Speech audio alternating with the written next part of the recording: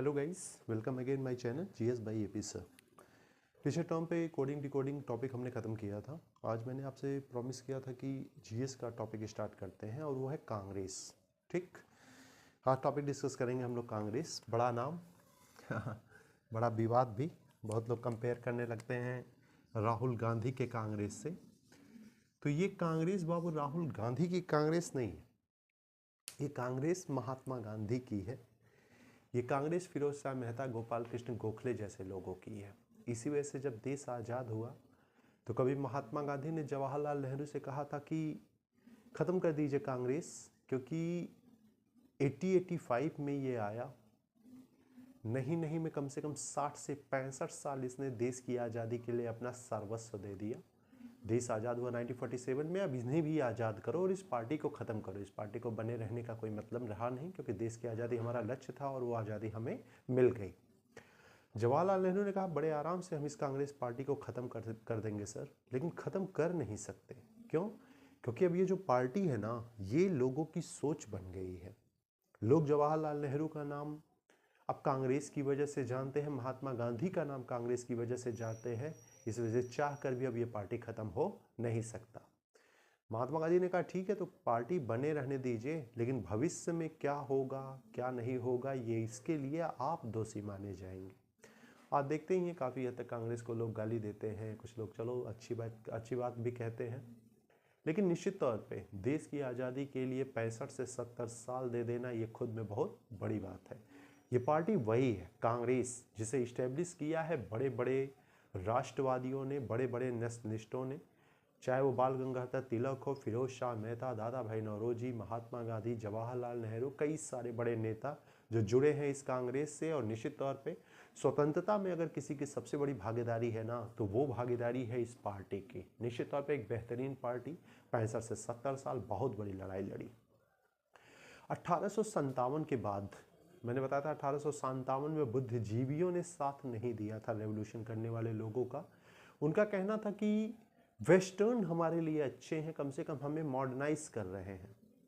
उन्हें जल्द एहसास हो गया कि वो मॉडर्नाइज नहीं कर रहे हैं, बल्कि आपको तो पूरी तरह वेस्टर्न में बदल दे रहे हैं। यानी आप अपने जो ट्रेडिशन, जो कल्चर्स आपके चले आ रहे थे, उसको आप भूल रहे हैं और इनके द्वारा अपनाए ट्रेडिशंस को क्या कर रहे हैं, अपनाने लग रहे हैं, और अपने रीति रिवाजों को हम क्या हो रहे हैं, भूल जा रहे हैं। इन राष्ट्रवादियों को ये एहसास हुआ और राष्ट्रवादियों ने अब क्या किया, छोटा छोटा ग्रुप बना के वायसराय यानी अंग्रेजों के खिलाफ थोड़ा थोड़ा बोलना शुरू किया कि भाई ये सुधार करिए, वो सुधार करिए, वो सुधार करिए। जैसे बंगाल में सूर्यनाथ बनर्जी वगैरह ने बोलना शुरू किया। बंगाल तो सबसे बड़ा हब था, निश्चित तौर पर मैं स्वदेशी मूवमेंट में आपको पढ़ाऊंगा भी। पंजाब में लाला लाजपत राय जैसे लोगों ने, तो बम्बई में गोपाल कृष्ण गोखले वगैरह जैसे लोगों ने, तमाम चीज़ों ने आवाज़ उठानी शुरू की एक छोटी छोटी पार्टी बना के कि भाई आप कुछ सुधार करिए, अब भारत में भी कुछ सुधार करिए। जो निश्चित तौर पे काफ़ी हद तक हमारे ट्रेडिशंस, हमारे कल्चर खत्म होते जा रहे हैं, उसमें सुधार करिए कुछ। वायसराय के कान तक जो तक नहीं रेंग रहा था, पता नहीं आवाज़ नहीं पहुंच रही थी या वो सुनना नहीं चाह रहे थे, आवाज़ उनकी सुन एकदम इग्नोर कर रहे थे, किसी प्रकार का कोई सुधार उनमें था ही नहीं। इसी कड़ी में एक नाम है, बड़ा नाम, दादा भाई नौरोजी का। हाँ, दादा भाई नौरोजी के बारे में कुछ चीज़ें याद रखना। इंग्लैंड में जाके इन्होंने चुनाव लड़ा था, वहाँ एक पार्टी बनाई थी, ईस्ट इंडिया एसोसिएशन। नाम याद रखना बहुत इंपॉर्टेंट है। पार्टी का नाम क्या है? East India association. ये पार्टी फिरोज शाह मेहता, स्पेशली दादा भाई नौरोजी ने बनाया इंग्लैंड में जाके। बहुत बड़ा नाम है ईस्ट इंडिया एसोसिएशन का। वो पहले भारतीय हैं जो इंग्लैंड में चुनाव लड़े थे और इंग्लैंड में चुनाव वो जीत गए थे। उनकी पार्टी बन गई थी और जो ब्रिटिश सांसद हैं उसके मेंबर बन गई थी उसकी पार्टी भी, और ये खुद मेंबर थे। कहा जाता है कि वहाँ बार बार पार्लियामेंट में इंडिया में सुधार उधार को लेके हमेशा बोलते थे, हमेशा जिक्र करते थे कि सर वहाँ पे सुधार करिए, ये चीज़ें करिए, वो चीज़ें करिए। डेली बोलते थे, जब भी बैठक होती थी ब्रिटिश सांसद की तब भी बोलते थे। एक दिन बड़े शांत थे, शांत होकर बैठे हुए थे, तो महारानी वहाँ की हेड हैं, आपको पता ही है। उस समय थोड़ा पावर भी था, तो पावर रबर स्टाम्प बन चुकी है पूरी तरह, लेकिन उस समय थोड़ा पावर था निश्चित तौर पे। इन्होंने कहा क्या बात है, दादा भाई नौरोजी बड़े शांत थे एक दिन, तो उन्होंने कहा क्या बात है दादा भाई नौरोजी, आज आप कुछ बोल नहीं रहे हैं, अपनी राय नहीं दे रहे हैं कि भारत में ये होना चाहिए, वो होना चाहिए, और आप शांत होकर बैठे हैं। आप तो हमेशा खुदर बुदर कुछ ना कुछ करते रहते हैं, तो आप शांत होकर बैठे हैं, अच्छा नहीं लग रहा है, क्या बात है, क्यों इतनी शांति है? दादा भाई नौरोजी खड़े हुए, उन्होंने कहा क्या बताऊं मैम, भारत बहुत बुरे कंडीशन से गुजर रहा है, बेरोजगारी बढ़ रही है, गरीबी बढ़ रही है, हमारा तमाम पैसा बाहर के देशों में जा रहा है हर एक जगह पे, और हमारे पास पैसा होते हुए भी हमारे यहाँ डेवलपमेंट नहीं, अभी भी इलिटरेसी बहुत ज़्यादा, बेरोजगारी बहुत ज़्यादा, वो सारी चीज़ है। और अगर आप थोड़ा हेल्प करती, थोड़ा सुधार करती, उसमें कुछ फंड वगैरह भारत में देती, तो निश्चित तौर पे भारत भी डेवलप करता, आगे बढ़ता, निश्चित तौर पे आपके लिए भी फायदेमंद ही होता। महारानी ने कहा अच्छा चलिए ठीक है, इसमें विचार करते हैं कि भारत को पैसा दिया जाना चाहिए कि नहीं।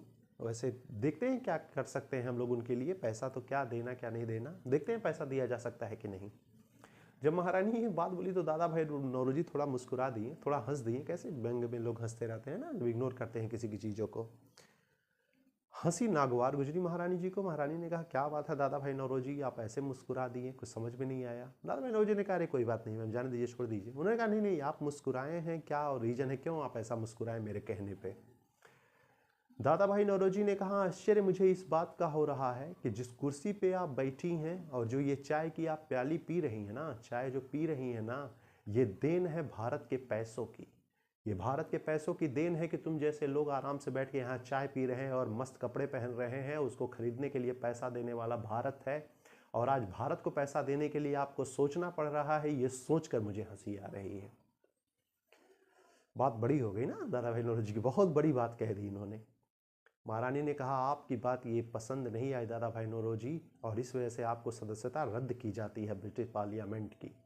नौरोजी ने कहा वो करने की जरूरत नहीं मैम, रेजिग्नेशन लेटर पॉकेट में लेके आया हूँ, इस्तीफा अपना पॉकेट में लेके आया हूँ, ले लीजिए, मुझे रहना ही नहीं इस पार्लियामेंट में जहाँ भारत और भारतीयों का सम्मान ना किया जाए और उन्हें चंद पैसा, उन्हीं से लूटे हुए पैसे को उनके ही डेवलपमेंट के लिए ना दिया जाए।